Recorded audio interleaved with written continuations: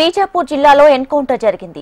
ముగ్గురు మావోయిస్టులు మృతి చెందారు. ధర్మతాళ్లగూడెం అటవీ ప్రాంతంలో భద్రతా బలగాలు మావోయిస్టుల మధ్య ఎదురు కాల్పులు చోటు చేసుకున్నాయి. హిడ్మా టార్గెట్ గా ఆపరేషన్ కర్రీగుట్టల్లో సెర్చ్ ఆపరేషన్ కొనసాగిస్తున్నారు. తెలంగాణ ఛత్తీస్గఢ్ సరిహద్దుల్లోని కర్రీగుట్లను పోలీసు బలగాలు దిగ్బంధించాయి. 3000 మందికి పైగా మావోయిస్టులు దాక్కున్నారని సెర్చ్ ఆపరేషన్ చేపడుతున్నారు. ఎప్పుడు ఏం జరుగుతుందో టెన్షన్ వాతావరణం నెలకొంది. మరిన్ని డీటెయిల్స్ తో మా ప్రతినిధి అనిల్ లైవ్ లో సిద్ధంగా ఉన్నారు. అనిల్,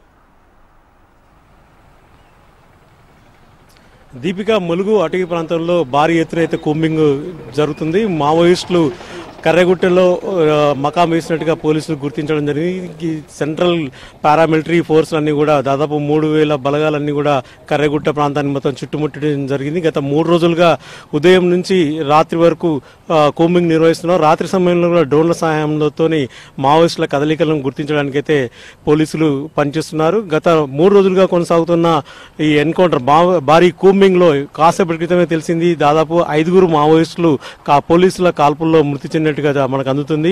బీజాపూర్, కాంకేర్, పుజారి అటవీ ప్రాంతంలో ఈ సంఘటన చోటు చేస్తున్నట్టుగా చెప్పడం జరుగుతుంది. పూర్తిగా ఛత్తీస్గఢ్ అటవీ ప్రాంతాలు, తెలంగాణ బార్డర్ నుంచి దాదాపు 15-20 కిలోమీటర్ల మేర పోలీసులు అయితే చొచ్చుకెళ్లడం జరిగింది. కర్రగుట్టలు పోలీసులు ఆక్రమించుకోవడానికి ప్రయత్నం అయితే జరుగుతుంది. మరోపక్క మావోయిస్టులు అడుగడుగున ల్యాండ్ మైన్స్ పేల్చుతుండడంతో అటవీ ప్రాంతంలో ఉన్నటువంటి గ్రామస్తులందరూ కూడా తీవ్ర భయాందోళనలో ఉన్నారు.